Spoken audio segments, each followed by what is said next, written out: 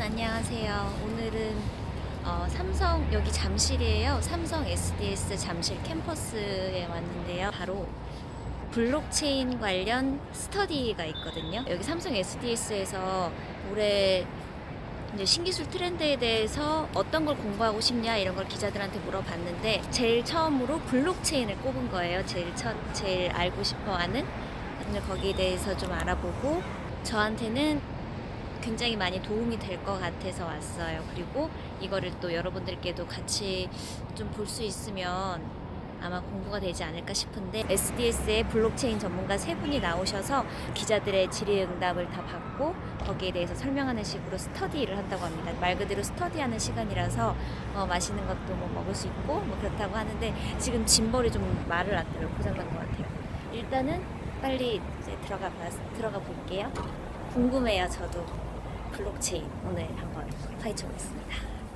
IT 기술 스터디를 이제 진행하려고 합니다. 그래서 모두 착석해 주시면 감사하겠습니다. 우리 회사의 간판 스타이십니다. 퍼블릭 블록체인에 대해서 설명을 해드릴 예정입니다. 그 다음에 두 번째는 성기훈 프로입니다. 우리 성기훈 프로는 컴퓨터 사이언스 공학 전공하셨고요. 블록체인 연구팀에 계신데 P2P 네트워크 전문가입니다. 그래서 이제 블록체인의 초기 어떤 그 이전에 어떤 기술에 대해서 잘 알고 계시는 분이라서 프라이빗 블록체인에 대해서 오늘 좋은 이야기를 많이 해주실 분입니다. 세 번째는 우리 블록체인 사업 담당 한상엽 처장이십니다. 실제로 지금 블록체인 사업을 하고 있습니다. 고객과 지금 이제 여러 가지 프로젝트들을 하고 있기 때문에 우리 회사가 하고 있는 사례에 대해서 소상히 아마 설명을 드릴 테니까 처음에는 퍼블릭, 두 번째는 프라이빗, 세 번째 사례까지 들으시면서 질문 있으시면 계속 질문해 주시면서 진행을 하시면 될 것 같습니다. 그러면 우리 첫 번째 강의 민승재 마스터님 모시겠습니다. 네, 안녕하십니까. 퍼블릭 블록체인 기술의 정말 기술적인 내용을 설명드리도록 하겠습니다. 네, 다음 페이지 넘겨주시죠. 이게 통상적 의미로의 블록체인 정의를 많이 이런 식으로 좀 표현을 하는데요. 왼쪽이 이제 기존의 센트럴라이즈 시스템이고 오른쪽이 이제 블록체인이 가져오는 이제 분산 환경에서의 시스템을 이렇게 표시를 했는데 가장 큰 차이점이 이제 가운데 이제 인터미디어리, 그러니까 중개인 역할을 하는 게 오른쪽에서 이제 오토 커뮤니케이션을 바뀌면서 중개인 역할이 이제 바뀌는 그림이 나오는데요. 사실 이런 그림을 그려서 블록체인을 설명할 때 어떻게 보면 이제 굉장히 큰 차이점 중에 하나 중개인이 없는 것도 있지만 각 트랜잭션을 발생하는 뿐만 아니라 오른쪽에서는 이 모든 원장을 동일하게 다 어떻게 보면 리던던트하게 중복적으로 가지고 있는 그림을 좀 표시하고 있습니다. 그래서 이 그림을 보게 되면 어떤 사람이 우리나라가 블록체인을 잘할 수밖에 없는 이유 중에 하나가 예전에 뭐 조선왕족실록을 서울과 뭐 전주, 충주, 상주가 그런 데 중복해서 저장하고 있다가 실제로 나머지 다 불타고 전주에 있는 것만 살아남았기 때문에 이런 개념을 잘 알고 있는 거라고 하는데 저는 그거에 대해서는 꼭 그거 사례를 말씀드리는 좀 그런 게 그건 뭐 사실 디제스터 리커버리에 좀 가깝다고 보고요. 물론 그게 블록체인의 특징이긴 하지만 그 안에 있는 블록체인의 특성에 대해서는 너무 쉽게 단편적인 것만 말씀을 드리는 것 같아서 그 사례는 좀 별로 사용하지 않고 있습니다. 그래서 그렇다면 이 안에서 돌아가는 메커니즘이 어떤지 좀 보고 싶은데요. 네, 다음 페이지 보여주시죠. 그런 의미에서 공개형 블록체인의 공개형 블록체인 중에서 이제 가장 대표적인 게 비트코인이기 때문에 비트코인에 대해서 좀 설명을 드리고자 합니다. 일반적으로 그 전에 센트럴라이즈 시스템일 경우에는 은행에 어떤 원장이 있죠. 그래서 앨리스와 밥이 각각 25불, 15불씩 가지고 있었는데 앨리스가 밥한테 5불을 보내게 되면 앨리스는 20불, 밥은 15불이 되겠죠. 이걸 안정하게 하기 위해서는 여기에 모든 패스워드 아이디 같이 그다음 공인인증서 같이 모든 안전장치가 이 안에 다 들어가야 됩니다. 하지만 여기가 뚫리는 순간 어떻게 보면 이제 계좌에 대한 돈 같은 게 이제 날아갈 수가 있기 때문에 흔히들 요거 하나만 뚫으면 되기 때문에 해커 입장에서 봤을 때는 이제 싱글 포인트 오브 페일리어 하나만 뚫으면 다 뚫을 수 있다라는 그런 단점이 있는 것 때문에 이런 표현을 많이 씁니다. 센트럴라이즈 시스템의 장점은 그 대신에 여기 하나 있으니까 굉장히 액세스가 빠릅니다. 물론 이런 것이 빠르게 하기 위해서 여기에 들어가는 데이터베이스나 그런 것들이 굉장히 고가이고 이거를 잘 막기 위해서 많은 아이디어가 보완되어 있지만 또 이걸 해킹하기 위한 아이디어도 굉장히 많이 치열하게 벌어지고 있는 현재 상태라고 보시면 되겠습니다. 근데 이거를 분산으로 처리한다는 건 어떤 의미일까요? 다음 페이지 보시면 분산으로 여러 개의 노드에 있어서 흩어져 있는데 어떤 원장들이 이렇게 나눠져 있고 결국 하나의 원장 상태에 대해서 레저를 가지고 모든 노드들이 같은 스테이트를 합의한다. 그런 상태를 가지고 있는데 여기서 어떤 노드가 앨리스가 밥한테 오브를 보냈다는 거를 처리하려고 하면 이게 인터넷에 있는 인터넷망 위에서 돌아가는 거니까 네트워크 레이턴시도 있고 그래서 어디는 오브를 보냈다는 게 반영이 됐는데 어디는 아직 반영이 안 됐고 이게 분산 시스템에서 이 원장을 유지한다는 건 굉장히 쉽지 않겠구나 이런 생각이 드실 겁니다. 결국에는 이런 분산 시스템으로 가기 위해서는 동일한 원장의 스테이터스에 대해서 여기 참여하는 모든 노드들에 대한 합의를 이끌어내야 되는데 이게 쉽지가 않은 거죠. 그래서 지난 20년 동안 이것을 풀기 위해서 디스트리뷰트 컨센서스 알고리즘을 풀기 위해서 여러 가지 분산 알고리즘이 나왔었고 그게 불가능했던 것도 증명이 되었습니다. 근데 2009년, 2008년 말에 이제 사토시 나카모토가 어떤 논문을 써서 비트코인이라는 것이 아이덴티티가 없는 분산 합의 알고리즘을 적용할 수 있다라고 이제 어나운스를 했고 실제 소프트웨어를 2009년 1월 3일부터 돌리기 시작했는데 물론 약간 가정을 좀 푸는 거죠. 합의에 이르는 시간이 좀 확률적이고 뭐 10분이 걸린다. 그리고 완전히 합의에 이르는 걸 보장하기 위해서 적어도 1시간 정도 걸린다는 식으로 시간적인 그 제약 조건을 좀 풀었더니 분산 합의 알고리즘을 구현할 수 있다라고 주장을 했고 2009년 1월 3일 이후로 그 분산 합의 알고리즘이 한 번도 깨진 적이 없습니다. 그게 좀 놀라운 거죠. 실제로 논문이 나와서 그거를 반박하는 논문이 나온 게 아니라 실제로 그 시스템이 돌기 시작해서 그것이 한 번도 깨진 적이 없었기 때문에 많은 사람들이 이 부분에 대해서 관심을 갖고 들여다보기 시작했습니다. 다음 페이지 보시죠. 그런데 여기서 풀고자 했던 문제가 뭐냐면은 이중지급 문제라는 게 고정적인 문제가 있었습니다. 이중지급 문제라는 게 뭐냐면 찰리가 앨리스한테 제가 이렇게 영어를 쓰기가 싫었는데 보통 이거는 이제 암호화폐라고 하는 이유 중에 하나가 이 기본적인 아이디어가 암호학에서 왔습니다. 근데 암호에서는 A가 B한테라고 할 때 A가 B를 의인하다 보니 앨리스와 밥, 그 다음에 세 명을 잡을 때는 A, B, C, 앨리스, 밥, 찰리 이렇게 하는데 처음엔 저도 그냥 가나다로 할까 해서 그냥 뭐 길동이, 나은이 뭐 이렇게 하려고 했었는데 이거 고민하다가 한 30분 지나서 시간이 없어서 그냥 영어 원래 암호학자들 커뮤니티에서 쓰는 용어를 그냥 그대로 가져온 겁니다. 그쪽에서 흔히 쓰는 표현이고요. 앨리스가 찰리로부터 5 비트코인을 받았으니까 현재 언스펜트 사용하지 않은 비트코인이 5 비트코인이 있는 상태에서 밥한테 어떤 물건을 사겠다고 5 비트코인을 지불하고 그럼 밥은 자기한테 5 비트코인이 들어온 줄 알고 그 물건을 앨리스한테 보내버립니다. 근데 앨리스가 나쁜 마음을 먹고 자기 자신한테 5 비트코인을 또 보내버리면 사실은 잔고가 빵이 돼야 되는데 자기가 이걸 발행하니까 자기가 트랜잭션을 일으키니까 밥한테도 보내고 자기 자신한테도 보내면 이 두 번째 트랜잭션은 더블 스펜딩, 이중 지급 문제가 생기는 거죠.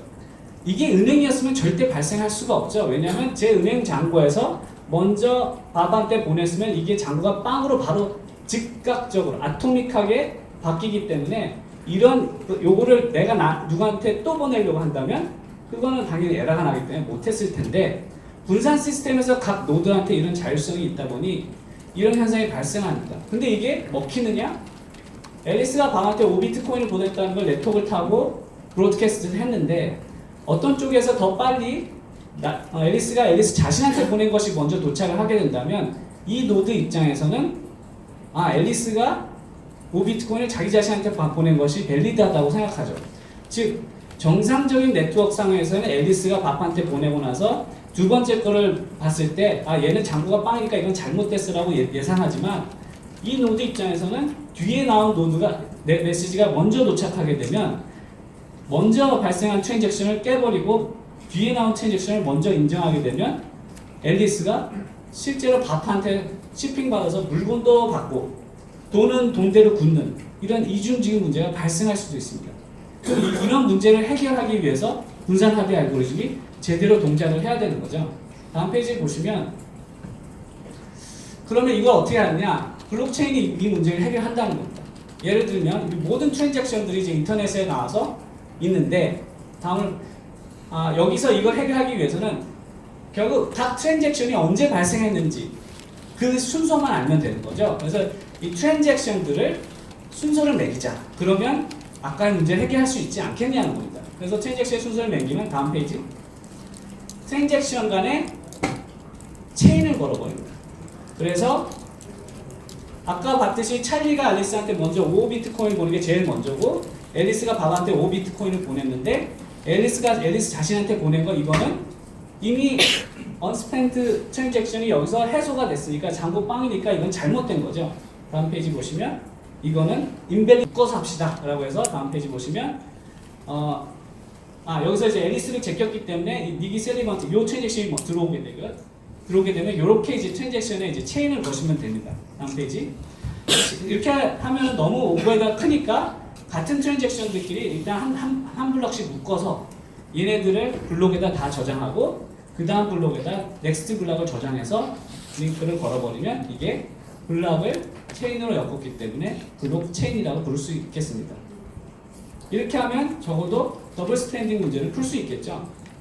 다음 페이지 보시면 그럼 아까 말씀드린 대로 블록을 생성해서 체인을 걸면 되는데 블록은 어떻게 생성하느냐? 앨리스가 밥한테 5비트코인을 보냈다? 이런 거를 생성하려면 비트코인 오픈소스를 여러분 PC 노트북에다가 다운로드 받아서 설치하시고 그 다음에 월렛에서 이걸 보내실 수가 있습니다. 다른 사람도 미국에 있는 사람도 비트코인 이걸 설치해서 보낼 수가 있겠죠.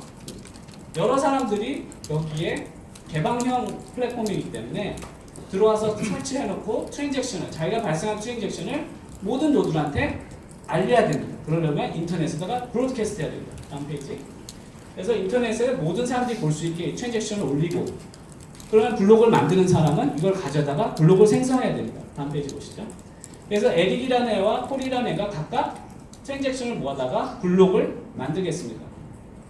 그래서 이 블록을 만든 다음에 물론 이렇게 안 잡히는 트랜잭션도 있어요. 이때는 다음 블록 기다리시면 됩니다. 언젠가는 이 블록이 이 트랜잭션이 들어올 거기 때문에 뭐 큰 문제는 없는데 아무래도 이제 글로벌리 있다 보니 가까운 그러니까 우리나라에 아시아에 있는 게 먼저 트랜잭션을 잡겠죠. 뭐 이런 식으로 지오그래피컬한 좀 이슈가 있긴 한데 그래서 이걸 모아다가 트랜잭션을 모아다 블록을 생성한 다음에 다음 기존의 블록체인에다가 이 트랜잭션 아까 얘 모아서 트랜잭션 넣고 그래서 블록을 생성하면 됩니다. 근데 여기서 문제는 에릭도 만들었고 폴도 만들었다는 겁니다. 그래서 각각 블록이 생성될 때마다 somehow 랜덤한 노드가 어떤 랜덤한 놈이 얘든 누가 랜덤하게 블록을 생성해서 내가 연결했어 라고 브로드캐스트 알리면 되는 겁니다.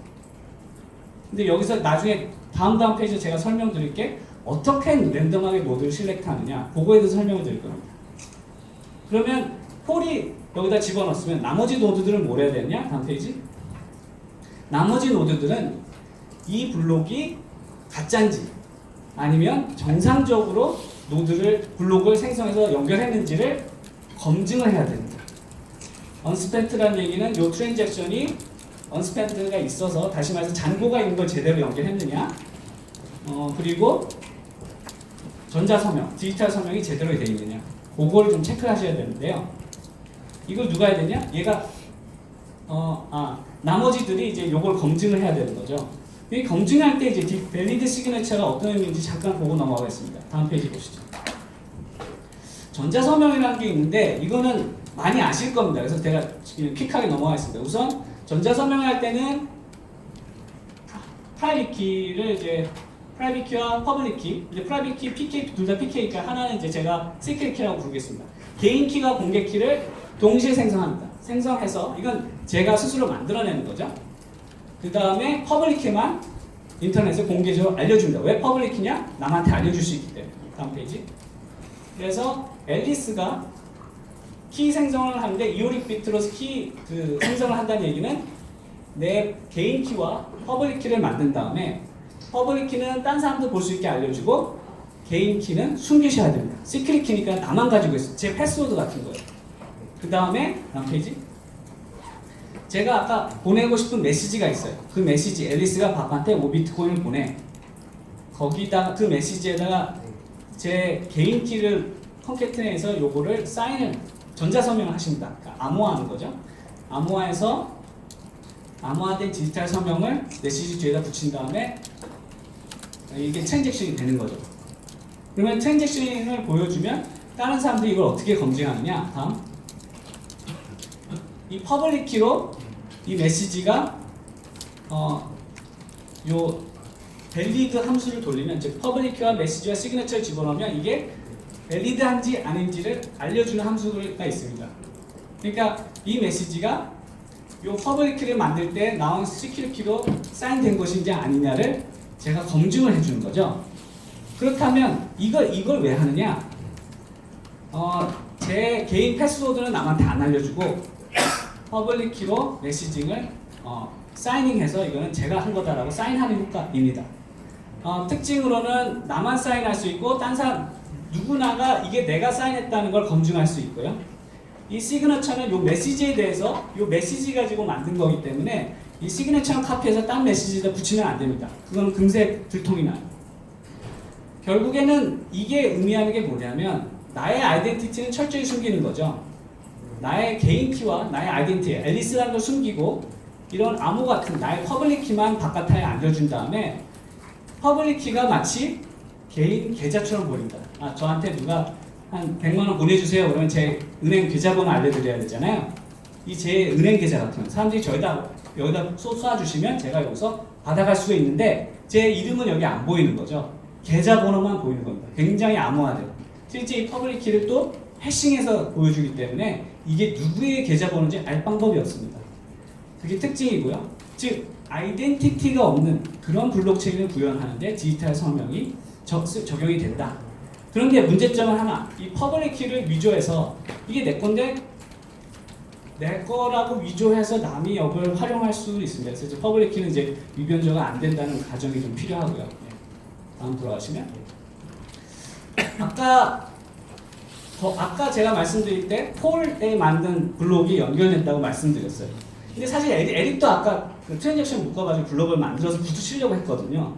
근데 하필 옛게 선정이 됐습니다. 그러면 랜덤하게 누가 정해질지 알게 되면 나쁜 세력들이 다음에는 폴이 만들 거야 라는 걸 알았으면 폴이랑 작당하고 뭔가 꿍꿍이를 했을 텐데 그렇기 때문에 누구 블록이 들어갈지를 랜덤하게 해야 됩니다. 그걸 어떻게 하느냐? 다음 페이지 보시죠. 퀴즈를 푸는 겁니다. 누가 될지 모르게 하는 거죠. 다시 말해서 아까 이 블록을 생성할 때 이전 블록을 포인팅하는 이전 블록이 몇 번인지 연결하는 것과 아까 트랜잭션들 모아서 여기다 이제 연결했다고 했지 않습니까? 이 트랜잭션. 그다음 이걸 전체를 해싱한 값을 어떤 숫자가 나올 텐데 이 퀴즈란 게 뭐냐면 어떤 해싱을 했을 때 어떤 숫자보다 작기만 하면 이 문제를 풀었다고 우리가 합니다. 이거 왜 푸느냐?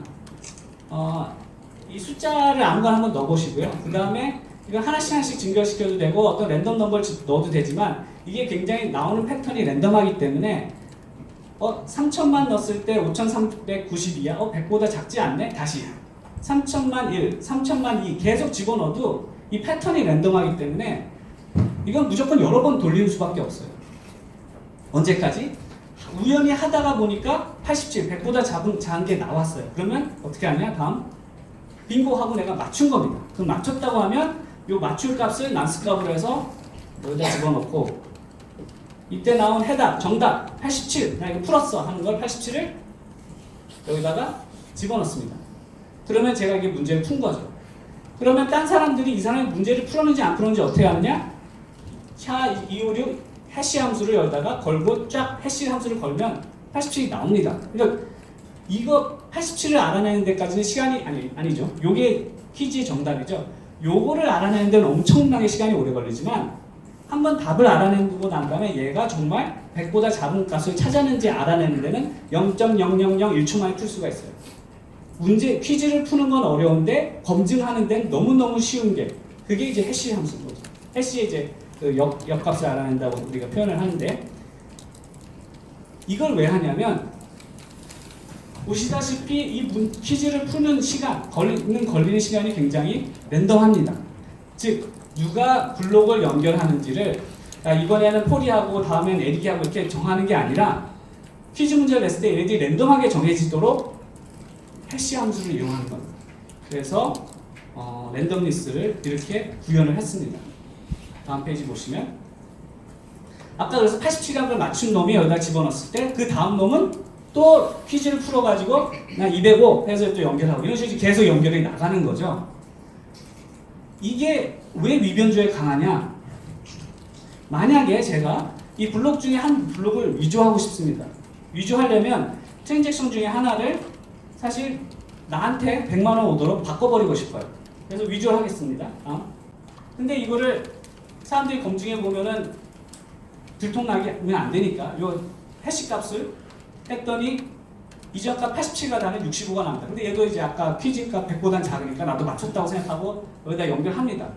근데 실제로 진짜 푼 애보다 늦게 푼 거죠. 어떻게 보면 내가 늦게 풀었음에도 불구하고 뻔뻔하게 여기다 연결한 다음에 말리셔스한 이런 그 위변 잘못된 값을 집어넣고 제가 이렇게 얘만 바꿔치기 하는 거죠.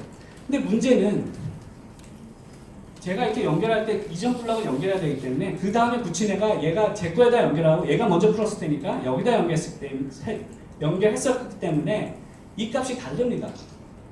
그럼 사람들이 이렇게 딱 와서 검증하려고 보니까 가다가 잘못됐네? 이 블록체인 이상해. 이걸 안 쓰기 시작합니다. 그러면 위변조, 요 블록을 위변조 하려는 게 실패하는 겁니다. 근데 앨리스 입장에서는 이거 블록 하나 고쳐가지고는 내가 변조가 안 되겠다, 어렵겠다 그래서 더 머리를 쓰기 시작합니다. 다음. 어떻게 하냐면 요 값이 다르니까 이 값을 맞춰서 그 다음 블록을 자기가 풀어봅니다. 그리고 그 다음 블록도 자기가 풀고 계속 자기가 푼 다음에 이게 얘보다 길어지면 사람들이 여기다 붙이기 시작합니다. 비트코인 오픈소스의 알고리즘이 가장 긴 놈한테 연결이 되기 때문에 제가 한번 딴 사람들이 풀어놓은 것보다 더 긴 블록을 체인을 만드는 순간 전 세계에 있는 모든 비트코인 마이너들이 제 거에다 붙기 시작하는 거죠. 그러면 제가 요 트랜잭션 하나 가짜 트랜잭션 속이기 위해서 이 어마어마한 일을 한 겁니다. 즉 앨리스 혼자 셀프 체인을 만들었는데 결국 전 세계 모든 비트코인 마이너들과 경쟁해서 이겨야 된다는 거죠. 이게 가능할까요? 그리고 이게 가능하려면 첫 번째 거는 얘보다 조금 늦게 풀어도 되는데 두 번째 거부터 제가 이제 바꿔서 넣었으니까 전 세계 비트코인 마이닝 노드보다 전 세계 비트코인의 51% 이상 정도 가지고 있으면 제가 아까 랜덤 하니까 제가 얘보다 먼저 풀 확률이 높겠죠. 또다시 51%, 또다시 51%라고 얘기하는데 저는 51%보다 훨씬 더 높아야 될 것 같아요. 전 세계 컴퓨팅 파워의 거의 90% 이상을 장악해야지 세계 연속으로 남보다 먼저 풀지 않을까 그런 생각이 듭니다. 거의 불가능하다는 거죠. 이게 위변조가 가능은 한데 현실적으로 불가능하다고 볼 수 있겠습니다. 왜냐하면 전 세계 모든 비트코인 노드와 경쟁을 해야 되기 때문이죠.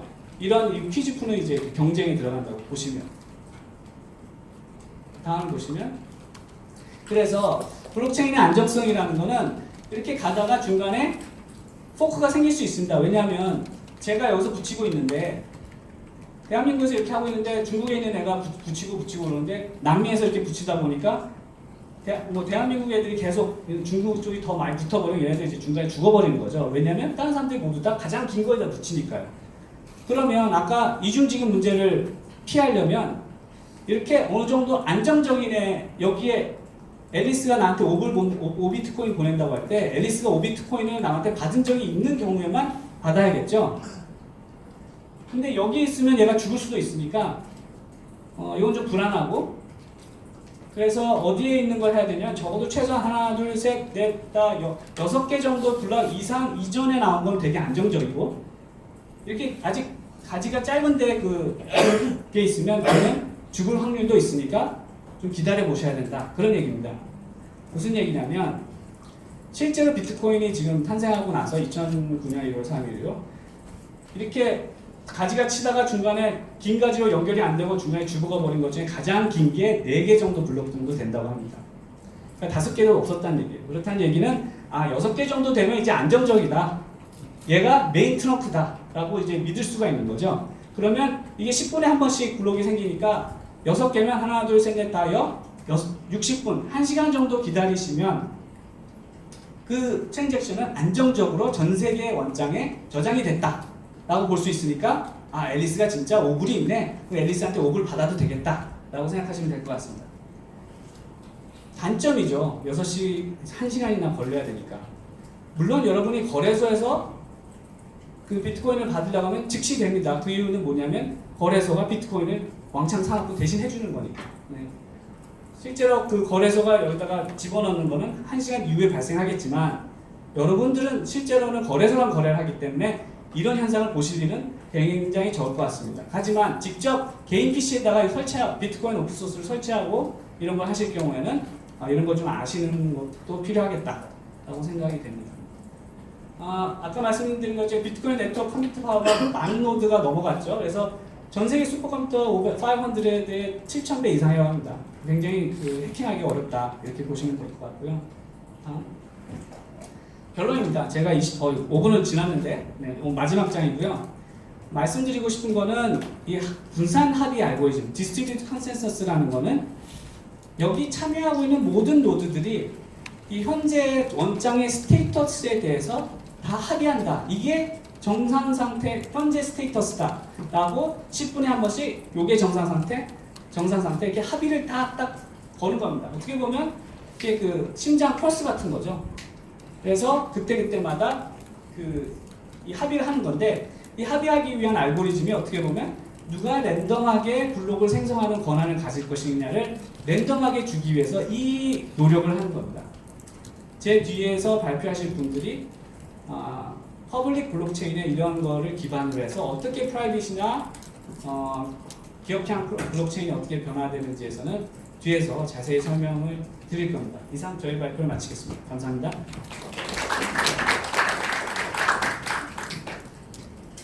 네, 감사합니다.